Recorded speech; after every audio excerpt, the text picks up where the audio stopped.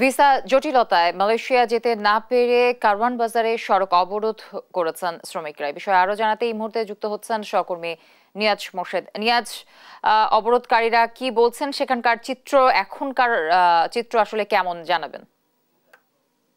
সড়ক অবরোধ করছেন সকাল 9টা থেকে এখন পর্যন্ত কিন্তু তারা এখানে আছেন এবং আপনাকে একটু দেখাই আসলে তারা কিন্তু আপনার এখানে সড়ক অবরোধ করেছেন, সেই সাথে কিন্তু তারা আসলে আপনার কাপড় জড়িয়ে কিন্তু অনেকে শুয়ে আছেন এবং তারা কিন্তু আপনার বলছেন যে আসলে যে গত 31শে মে তাদের আসলে যাওয়ার কথা ছিল এবং সেই 31শে মের মধ্যে তারা আসলে যেতে পারেনি এবং মালয়েশিয়া সরকারের এই সময়টি বেঁধে দেওয়া ছিল এবং সেই সময়টি বেঁধে দেওয়ার কারণে তারপরেও তারা আসলে সরকারের একটা গাফলতিকে তারা আসলে দায়ী করছেন, সেই কারণে তারা যেতে পারেনি এবং সেই সাথে তারা যেন খুব শীঘ্রই যেন তারা যেতে পারে মালয়েশিয়ায়, সেই দাবিতে তারা এখানে কিন্তু আসলে আজকে অবস্থান নিয়েছেন এবং কিছুক্ষণ আগে আইন শৃঙ্খলা রক্ষাকারী বাহিনী কিন্তু এখানে বেশ অবস্থিত রয়েছেন। তারা বলছেন যে যেন খুব দ্রুত জনদুর্ভোগ না হয় সেই কারণে যেন এই সড়কটি যেন ছেড়ে দেয় এবং সংশ্লিষ্ট যারা কর্তৃপক্ষ আছে তাদের সাথে যেন আলোচনা বসা হয়। তবে আন্দোলনকারীরা এখনো পর্যন্ত কিন্তু আপনার কোনো ধরনের কোনো তাদের পক্ষ থেকে এখন পর্যন্ত কিছু জানানো হয় তারা সড়ক অবরোধ ছেড়ে দেবে কিনা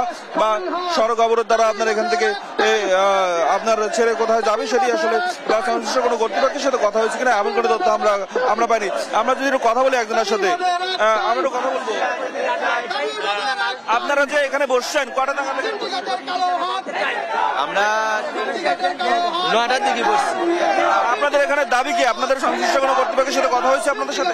না, আমার সাথে কারোর সাথে দেখা সাথে তা কোনো করে নাই। এখন দাবিটা মূলত কি? আপনার কি দাবিতে এখানে বসছেন? আমাদের সাথে দাবি না মানে পর্যন্ত আমরা হাসপাতাল থেকে উঠবো না, আমরা এইভাবেই থাকবোই। আপনারা কেন যেতে পারেননি? আমাদের দাবি মানে নিলে আমরা চলে যাব। আপনারা যেতে পারেননি কেন? আর কি সিন্ডিকেটের কারণে যেতে পারিনি আমরা, সিন্ডিকেটের কারণে আমরা যেতে পারিনি। এখানে যে অনেক শুয়ে আছেন আপনারা কেন আসলে কি ধরনের সরকারের গাফিলতি? সরকার আমাদেরও নেওয়ার কথা ছিল ওই দেশে, কিন্তু এখনো পর্যন্ত আমাদের মানে 10 দিন 15 দিন করে সময় নেই। এর আগে আমরা ডিসেম্বরের 29 তারিখে আমরা ভরছিলাম ওই আমাদের 15 দিন সময় নিয়েছিল, কিন্তু আমাদের এখনো কোনো আমাদের কার্যক্রম শুরু হয়নি এখনো। এই জন্য আমাদের দাবি না মানলে আমরা আজ থেকে উঠবো না।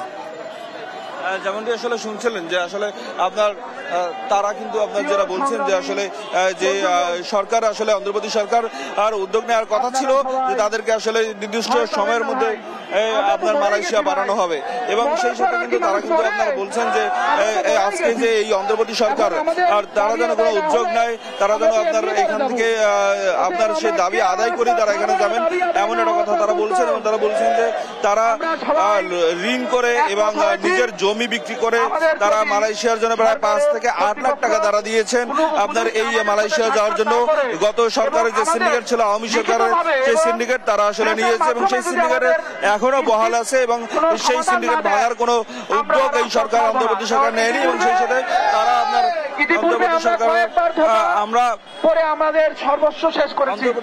অন্তর্বর্তী সরকারের যেটা আসলে আপনার তারা বলেছেন যে আসলে আপনার কোনোভাবেই যেন তারা আসলে আপনার কোনো তারা কথা বলেনি এবং সেই সাথে সাথে তারা কিন্তু আসলে বলছেন যে কোনোভাবে যেন তারা আসলে আজকে যেন তারা আপনার কোনোভাবে যেন আসলে আপনার কোনো সংশ্লিষ্ট কর্তৃপক্ষের কাছ থেকে আশ্বাস না পাওয়া বন্ধু তারা এখানে সড়ক অবরোধ করবেন এমনটাই আমাদেরকে জানিয়েছেন।